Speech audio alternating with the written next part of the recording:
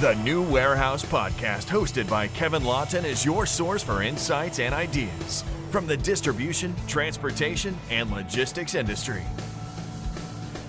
A new episode every Monday morning brings you the latest from industry experts and thought leaders. And now, here's Kevin.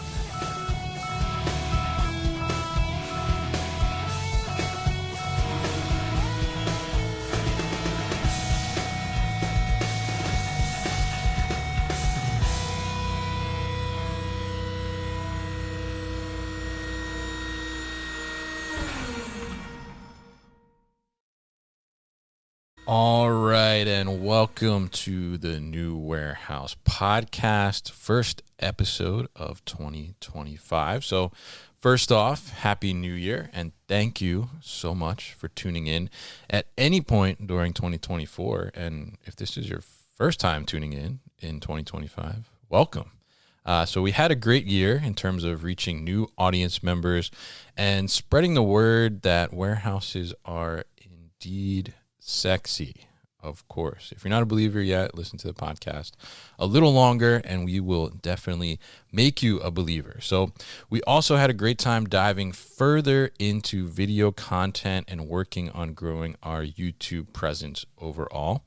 And if you haven't already, be sure to subscribe to the New Warehouse on YouTube.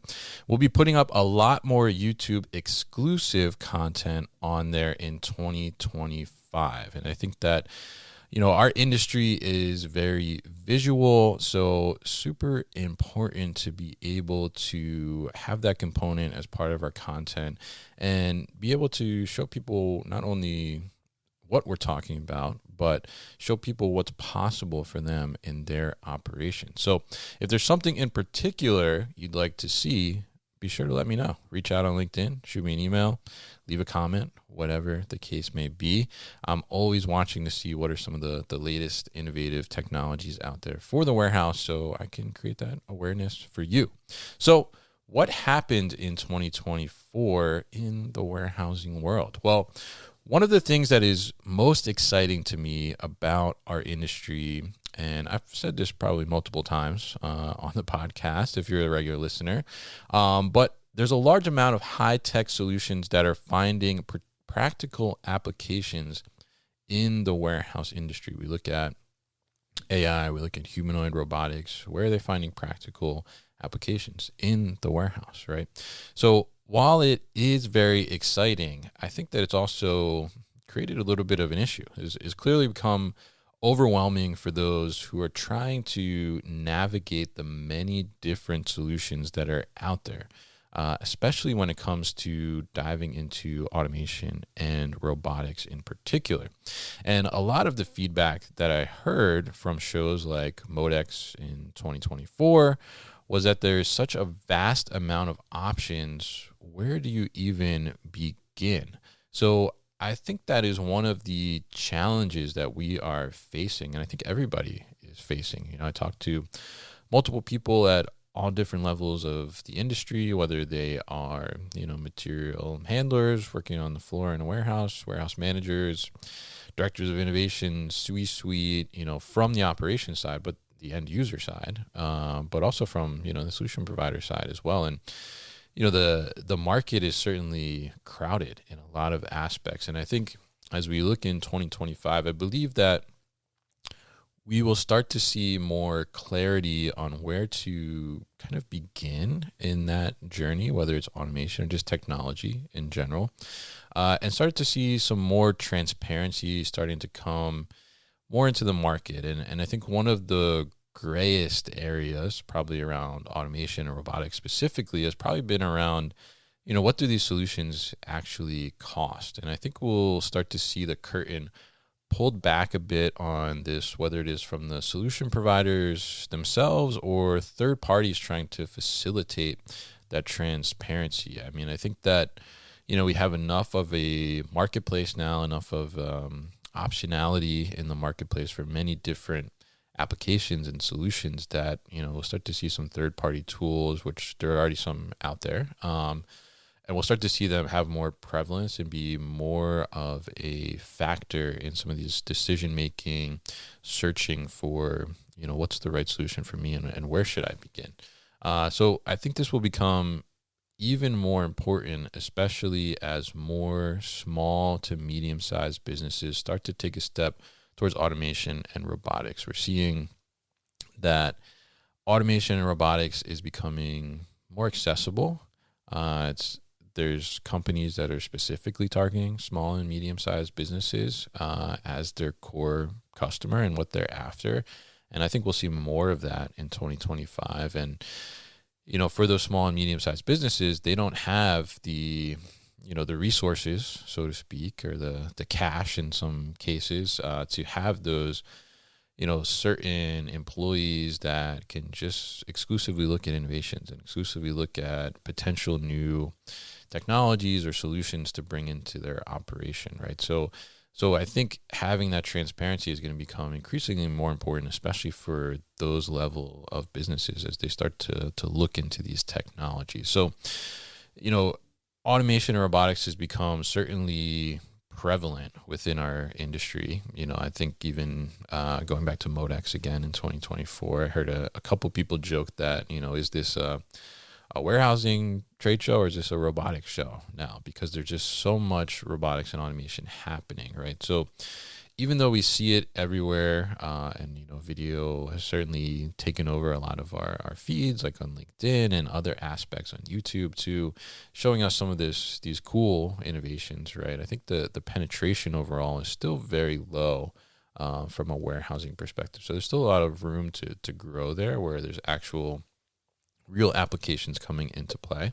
But I do believe that we are on the cusp of seeing a pretty pivotal moment for automation with the impending port strike coming up on January 16th. So, we're not starting 2025 off slow or quiet, I will say.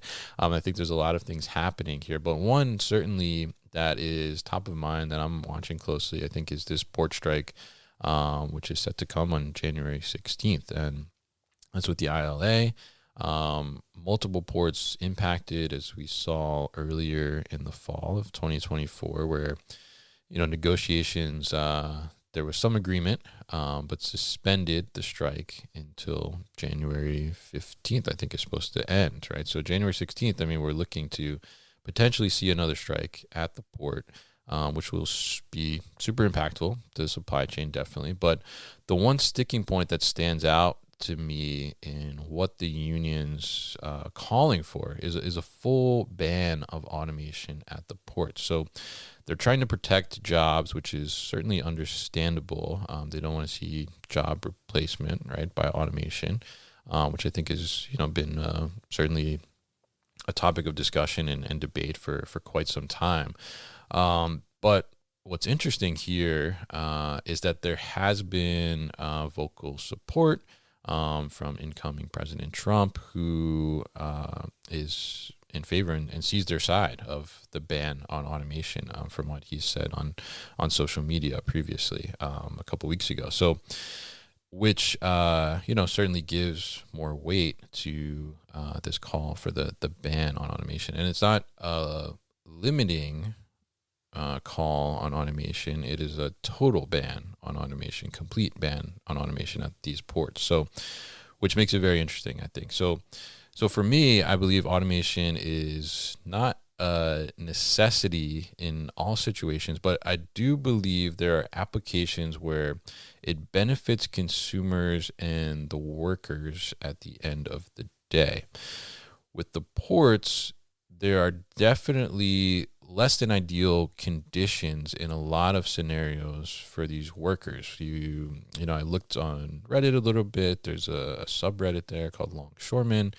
And there's a lot of conversation about, they should get higher pay because, the conditions are not good, right? You have ships arriving at odd hours. Their shifts times can vary greatly. They're out there working in, the weather, extreme weather, getting the containers unloaded. Can be dangerous, definitely. So if we look at that, automation can help to give them an easier and safer workplace, in my opinion. So, there's a case on both sides to be made, certainly, I think. But I think that this is really a pivotal moment for automation, because if the ban does go through, then it's potentially setting a precedent for other industries or unions to do similar bans. And if this leads into warehousing, then organizations, who have been and continue to struggle to attract and retain talent within the warehouse itself, will be challenged even further. So I'll be working on kind of more education this year in multiple different parts of the warehouse arena, but I can only do so much in terms of increasing awareness around these things, or educating people on how to navigate or increase their skills to be able to work with some of this technology and be open to it. So but I think that it's important for organizations and companies to invest in upskilling these workers, right? To be able to know how to work with automation, or what does their role look like when automation or robotics comes into play. And, I think that if we look 5, 10, 15 years from now, what we see as an entry-level position today will look totally different then, right? I mean, we think about an entry-level position in the warehouse industry, right, as a material handler, essentially, right? Somebody's moving boxes, moving pallets around, maybe unloading trucks, something like that, right? But I think if we look, 5, 10 years from now, a material handler will become, we could call maybe a robot handler, right? And will be likely less labor intensive, which I think is good all around. I mean, I think part of the challenge of, retaining these workers and attracting new workers is the manual labor intensive part. So as we look at this, I think it'll be very interesting to continue to watch and see what is going to happen with this, because I think it will, I don't know if it will necessarily have a huge impact immediately on the warehousing industry. I mean, I think a port strike certainly will, but at the automation ban itself, it'll be interesting to see how other parts of the supply chain react to that, if that does go through additionally as well. So now on the 3PL front, we're certainly seeing a lot of interesting things as well when it comes to international trade, right? So, Section 321 has certainly been a big topic of discussion, and, recently too, no breaks for the holidays, right, when it comes to the supply chain. You may have seen that the president of Mexico recently made a decision to put tariffs back on textiles incoming into Mexico in a move to protect their textile manufacturing trade. But many companies, e-commerce brands specifically, have been taking advantage of that to kind of alleviate or avoid tariffs on textiles in specific. And for details on this, I would definitely suggest checking out Matt Hertz and Aaron Rubin on LinkedIn. They've been following very closely, posting great information about it. But this is going to, I believe, and from what I can understand from, the little bit of research I've done on this, it's certainly going to push and lead to a surge in demand for 3PLs in the U.S. specifically. Non-domestic 3PLs, part of the reason they gained popularity was to take advantage of some of these, rules where, they could service at a lower cost and avoid these tariffs, right, because of some of these rules. But with some of these rule changes, I think for a lot of brands... We'll be back after a quick break. I hope you're enjoying this episode. Do you want more warehouse content delivered to your inbox? Sign up for our new email series called Warehouse Wisdom Wednesday to get an educational series of emails on warehouse basics delivered directly to you every Wednesday morning. Find the sign up link in the show notes. That appeal is going to be lost, right? And there's going to be uncertainty on what else is going to happen, what else is coming in terms of, trying to move more business through the new administration back into the U.S. So I think you're going to see a surge in demand for U.S. 3PLs. And if you're 3PL in the U.S., then, I'd make sure that you're on top of what is happening here with the rule changes and, be ready to help the brands as they transition, right? Be set up to take them in. And I think that, there's be a lot of opportunity for US 3PLs here. So that'll be interesting, certainly. And I think that'll be an ongoing topic of discussion through the beginning of the year, if not the entire year, to see kind of what happens here as some of these rules change and the administration changes over as well. So now if we look to 2025, what am I keeping my eye on this year? I really think, and I love these because when I worked in the warehouse, it was always the little things, the little improvements that really kind of kept me excited, I guess you could say, in a sense, and kept me interested in trying to push forward and improve operations. So I think we will see more niche focused solutions in the warehouse get more attention. So, in the past 2 years, I think that, we've seen great runs from companies like Two Boxes, Pacurate, and Rabo, for example, who you could say, are focused on kind of something that was not typically focused on and kind of very niche in a sense, but really specifically focused on doing what they do incredibly well. And obviously shout out and kudos to them. They've all been on the podcast before too. But I think there's a lot of room for these somewhat overlooked problems, or maybe not glaring problems necessarily, to get more love and attention from some very smart folks. And, we will, of course, be trying to get them all on the podcast to help bring awareness to what they're doing and for you and your operation as well.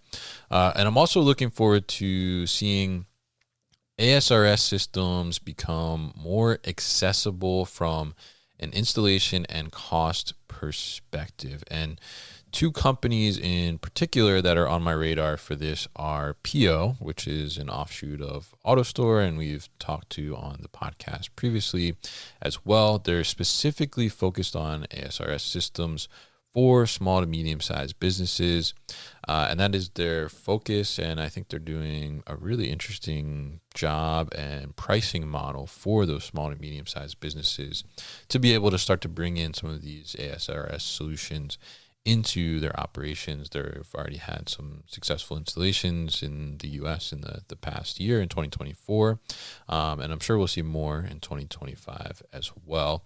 And the other one is Reputa Robotics, who has been, I guess, known for their Pick Assist AMR, which they've had in the market.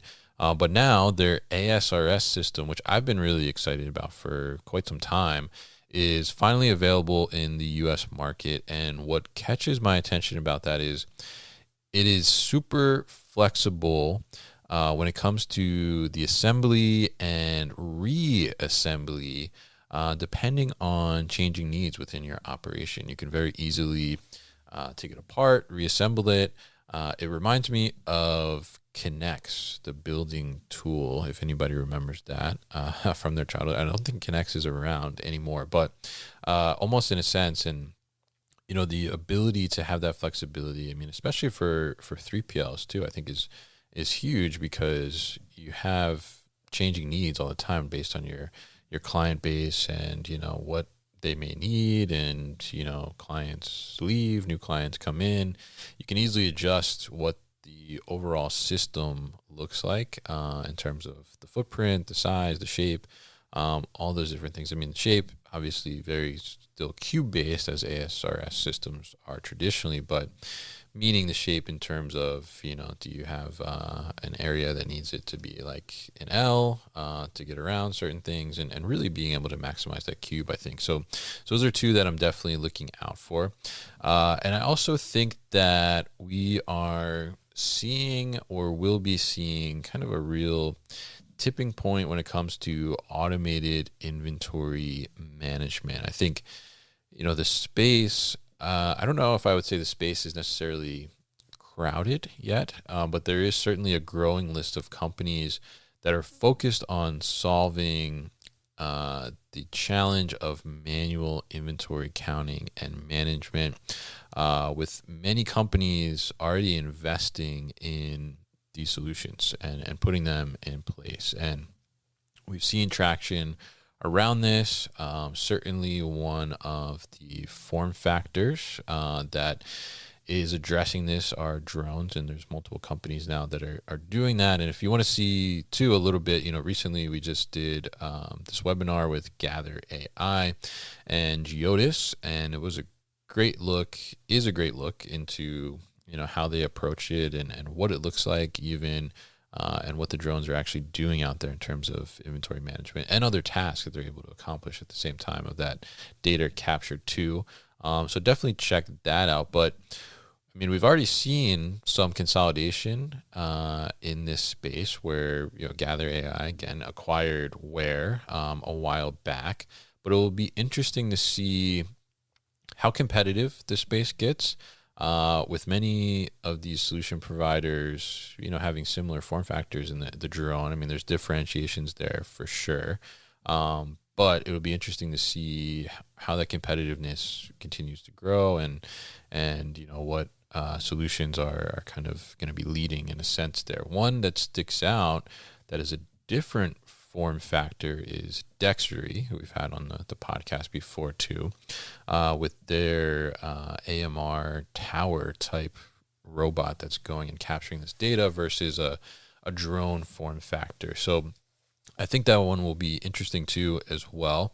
But I think the challenge here is still that I haven't seen any solution, and you could correct me if I'm wrong, if I'm missing a solution out there, but I haven't seen any solution that can tackle the challenge of being able to count individual eaches autonomously, which I believe whoever can figure that out will be very rich, probably, because that is one of the tedious parts about counting. I think probably the most tedious is counting individual units or eaches. We're talking about, those individual selling units where many of these drones or AMRs that are doing counting are tackling the idea of counting, pallets or cases in a sense. So getting down to that each level, I think, is really a key to really take inventory management and counting to an autonomous level. Certainly, counting cases and pallets is a huge help in that spot. But it will be very interesting to see if anybody can address that solution and what to do with it. So these are some of my thoughts and what I'm watching as I head into the new year, 2025 here. And I'm very curious to hear what yours are as well. So send me a message on LinkedIn and definitely let me know. What are you thinking? What's top of mind going into 2025? What companies are you watching? What do you think maybe won't go so well in 2025? What might go great in 2025? What are you really thinking about, and what's top of mind? That's always helpful to understand as we create new content here. And as for the new warehouse in the new year, we'll be continuing, of course, to bring you content to help you be more aware of what is happening in the warehouse industry as we head into our 6th year, actually. A little crazy to say that, but, and, of course, we'll be at conferences, so be sure to see us at any of the conferences we are attending this year. So far on the schedule, we have Manifest coming up in February, ProMat in March, we'll have Work Conference in June, end supply chain point as well, which I am happy to be advising on. So in the meantime, connect with me on LinkedIn. Look out for our new event series, Warehousing After Dark, and have a great 2025.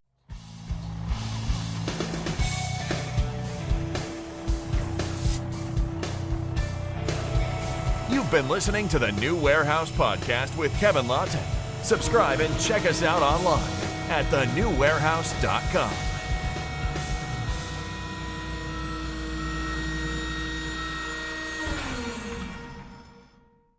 Enjoyed this episode? Make sure you are subscribed to the podcast, and for more content from the New Warehouse, find us on LinkedIn and YouTube. Links to subscribe can be found in the show notes, and for everything The New Warehouse, head to thenewwarehouse.com.